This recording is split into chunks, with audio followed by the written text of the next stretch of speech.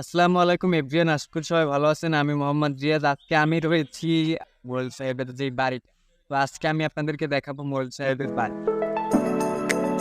তো প্রথমেই এভাবে ঢোকার সাথে সাথে এভাবে কিছু বুন্দা পান্ডা দেখতে পারবেন।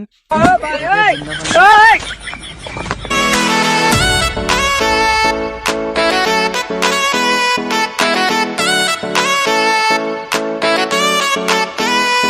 এভাবে আসলেই অনেক কিছু দেখতে পাবেন। এভাবে ল্যাপটপ দেবেন, আপনারাও সাবধানে দেবেন।